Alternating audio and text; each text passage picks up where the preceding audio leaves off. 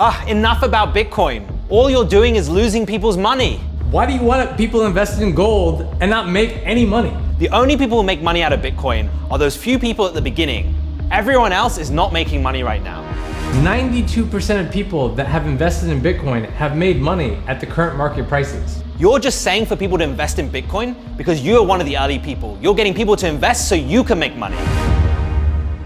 Hi, my name is Sophia and I'm welcoming you to the second episode of Nas Debates.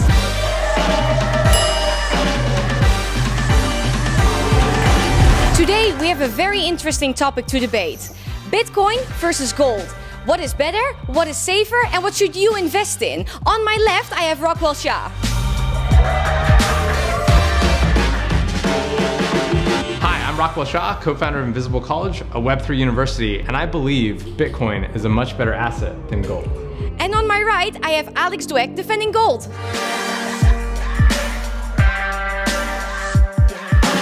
Hi everyone, I'm Alex. I own gold and I believe gold is here to stay. The structure of the debate is fairly simple. Both Rockwell and Alex have 30 seconds to defend their arguments. And our audience can either woo if they agree with their statements or boo if they disagree with their statements. Now Rockwell, you may open the debate. Alex, I gotta be honest with you. I have no idea why we're having this debate. If you look at a price appreciation of Bitcoin versus gold over the last 10 years, Bitcoin has appreciated over 700,000%, where gold has appreciated 15%. And on top of that, if you actually look at the market caps, like the total value of each market, the gold market cap is over $12 trillion, but the Bitcoin market cap is like $600 to $700 billion. When you think about how much more room Bitcoin has to grow, it's a no contest. Okay, Rockwell, but you're missing one very important point. Over time, gold has appreciated. The price of gold was $300 in 2001. The price of gold today is $1,800. So actually, if you look at it, if you'd held on to gold, you would have made 8% every single year. That's a really, really good return. You know, most people think that gold is slow and steady, but you can see that most of gold's price is actually speculation. Do you know what the year 1730 and the year 2010 have in common? The price of gold did not change. If you invested $100 in 1730, you would still have $100 280 years later. If you actually invested in the stock market and got index-based returns, 8% per year like you're talking about, after 280 years, you'd have over $4 billion. $4 billion. Okay guys, hold on. Before you kill each other, I'm gonna take a little bit of a break and then tell you about this guy. Rockwell actually is the newest teacher on Nas Academy, and he's teaching something incredible. Can you guess? He's teaching Bitcoin. He's teaching a masterclass on how to understand Bitcoin, probably the most comprehensive class on Bitcoin in the world. Bitcoin's price is very volatile. It can have very bad days, it can have very good days. If you're gonna be a Bitcoin investor, you need to stay strong even during the very bad days. Remember, you're a long-term investor, so hodl. And also he's teaching you how not to get screwed in crypto 101. You want to tell them about the class? Absolutely. So in the Bitcoin Masterclass, we're going to teach you about this transformational technology that's happening. Really, if you want to get involved in Bitcoin, if you want to invest in cryptocurrency, you need to know how to do it safely. You need to know how to do it thoughtfully. You need to know what percentage of your portfolio should you be putting in, where should you be buying it, how should you be storing it. We're going to teach you all of that and more. And remember, this is not a class actually, right? This is a community. So if I take your class, I will be surrounded with like hundreds of other people that also want to understand Bitcoin, also want to understand crypto, and we become part of your community, correct? Absolutely. We're here to support you. You're here to support. We're here to support. You're here to support. We're here to support. That's cool. Okay, the class is available right here on this link. All right, back to the debate. So Rocco, what I think this debate is actually about, whether you're about stability or volatility, gold has proven to stand the test of time. In fact, gold was first used in 4000 BC. The ancient Greeks used it, the Romans used it, The Italians used it, and we still use it today. So gold has proven to stand the test of time. Bitcoin has stood the test of time of 13 years. It hasn't even been through a major recession yet. Gold is the one that I would bet for the long term, and I think gold is the one that everyone listening will bet on for the long term. I'm glad you brought up gold's history, because gold has a really long history of doing nothing. So if you like not making any money on your money, if you like having the same amount of money today as you will 10 years from now, invest in gold. I think that's a great idea. But if you actually want to make returns on your investment, as most investors do, then gold is a terrible asset class, and it has a very long history of demonstrating that. So Rockwell, this is where I think you're wrong. Because when people look at investing, they also look at preserving what they own, not just about growing what they own. When it comes to any recession over the course of the last 200 years, there is a common thing that everyone has done. They have taken their money and they've put it in gold. Gold provides that stability that the everyday person needs in order to preserve their wealth and to preserve, their life. Just focusing on long-term returns is not what every day you need to pay your bills. You need that money available to you to use. So it's interesting you talk about long-term stability. If they pull up the graph of the gold prices, you'll see major drops in the prices multiple times, including in the 80s and the 2000s. And so how can you say that there's long-term stability when you see 80% price depreciation over these time periods? In fact, if you bought gold in the early 1980s, you still haven't made any money. And frankly, if you want something safe and you want something secure, just buy inflation-adjusted government bonds, which is what most rational, well-versed investors do. So Rockwell, let's talk a little bit about what Bitcoin was created to do. Bitcoin was created to be a currency, but we don't see it being used as a currency today. Interestingly, gold has been used as a currency. It has been used for many, many other things as well. It's used for jewelry. It's used for electronics. There are so many things that gold can be used for. I can't see the things that Bitcoin are being used for. That's funny you say that, because I just saw a headline where we sent $100 million to Ukraine to help fight the war through cryptocurrency, including Bitcoin. So one of the things that's amazing about Bitcoin is it travels across the world in an instant. Now, I understand your point. It's not a currency yet. But over the next 100 years, as Bitcoin grows and plateaus and gets a stable price, eventually it could become a currency. Until then, enjoy the price appreciation. So Rockwell, there's one point you're not mentioning about Bitcoin, which is it's amazing that you can send Bitcoin across borders and help people. But the truth is today, you cannot withdraw Bitcoin in large amounts. In fact, a lot of places, a lot of crypto exchanges only let you withdraw up to $50,000. By the way, the price of Bitcoin was higher than $50,000. So that means at some points, you can't even withdraw one Bitcoin. So what's the point of transferring all this money around the world if you can't even draw it out and use it? It's said like somebody who's actually never transacted a cryptocurrency before. As somebody who routinely does, I can tell you centralized exchanges definitely let you withdraw more than $50,000. Not all of us have $50,000 a day to withdraw from our bank account. And I think that's one of the really important points. When people sit down today and think about Bitcoin or gold, what they're thinking about is, what do I have access to today? And I think today, the challenge is, if I want to start investing in Bitcoin, there are many different hoops that I need to go down in order to start. Gold today, I can walk to my bank and I have an ability to start investing in gold. You still walk into your bank? What are you, a boomer? Ouch. Unbelievable.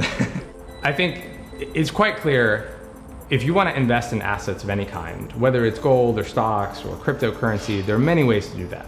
Cash App, SoFi, Robinhood, Coinbase. There's lots of places that you can go within a couple of minutes, set up an account, and buy these assets. In terms of ease of use, and in terms of your accessibility to them, they're all equivalent at this point. So Rockwell, you talk about all these different apps. But how many people actually use them? How many people actually even heard of them at this stage? I think when it comes down to many people today, they rely on 1 to 2 apps to do everything, right, when it comes to their money. And so the concept of just starting with all these apps they don't know, they don't trust, is a big step. And I think many people are not ready to do that yet. You've never heard of PayPal?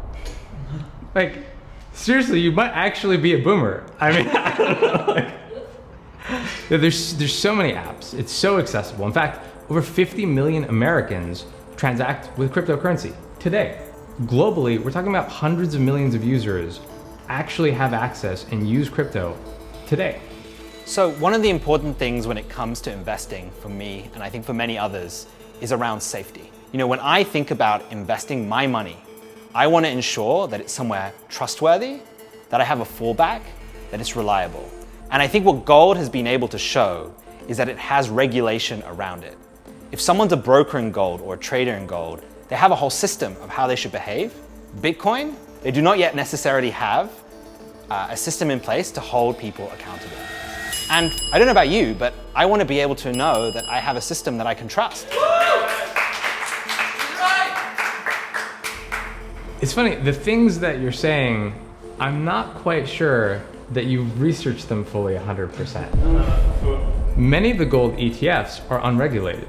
You don't actually know that there are gold bars somewhere in some vault backing up what the ETF audit actually says. Additionally, when you're talking about centralized exchanges like Coinbase, Coinbase is a highly regulated company. They have to have all sorts of licenses to operate. They have to work with the SEC actively all the time. When you're talking about safety, when you're talking about security, many of the centralized exchanges are far better regulated than these gold ETFs that you might be investing in. So Rockwell, who founded Bitcoin? So Alex, who founded gold?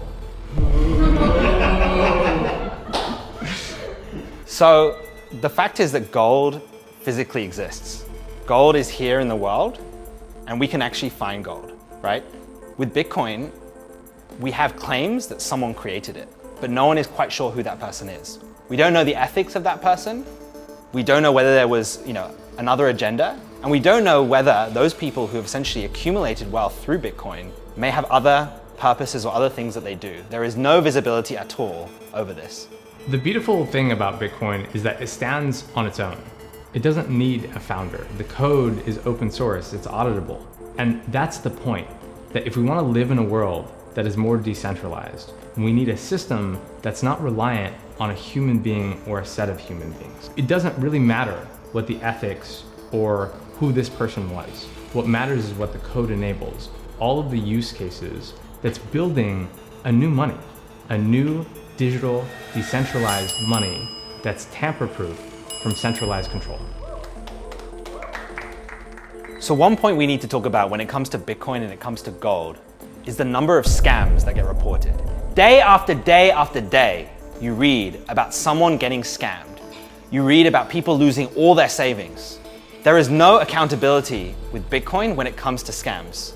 And that is a reason why people need to be careful about Bitcoin. That's the reason why established ways to invest have been able to eliminate a lot of this fraud, a lot of these scams. Why should anyone invest in Bitcoin when there's so many scams going on? Buying and holding Bitcoin is an incredibly safe activity.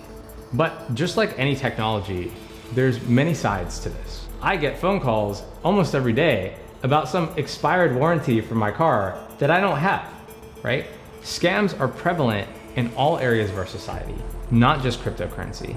Unfortunately, it seems like you've been brainwashed by headlines and sensationalist news media. Yes, there are scams in crypto, but there are scams everywhere. And yes, you can 100% invest in crypto and be safe. So I think one point, Rocco, we're not talking about is the impact of Bitcoin on the environment. Today, when we reimagine things, we think about how we can do things that are better for the environment, not worse. But we can see the carbon footprint of Bitcoin. We can see that Bitcoin mining hurts the environment. So why do you want to contribute to more environmental damage rather than trying to improve the environment?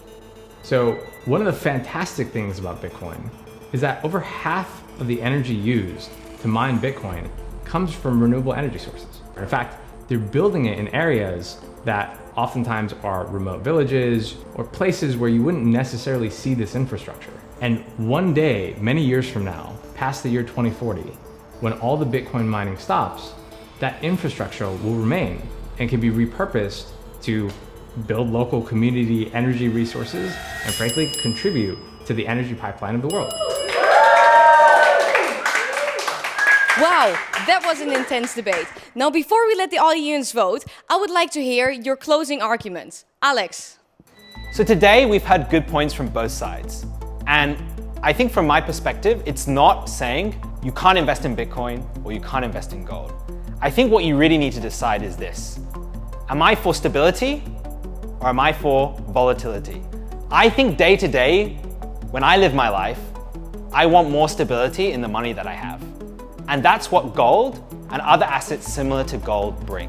That is why I recommend that you vote for gold. Thank you, Alex. Rockwell. So I definitely agree that when you're investing, you should have goals. And if your goal is stability, I mean, you could take a look at the gold graph. It's not stable in terms of price. But if you're investing to make money, if you're investing for growth, think about taking a portion of your portfolio and investing it in Bitcoin. Now, I think some of the things that we learned today have really dispelled a lot of the myths. Most of this stuff is not like what you read in the headlines. And I'm really happy that we've been able to actually hash this out today and really present the truth to you all.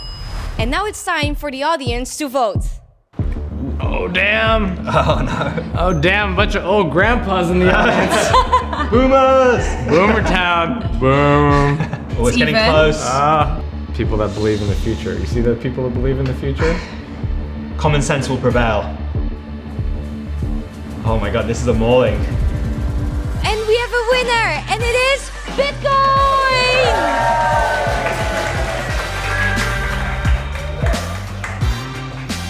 This is the end of the debate, but we would like you to continue it in the comment section down below. What do you think? Gold or Bitcoin?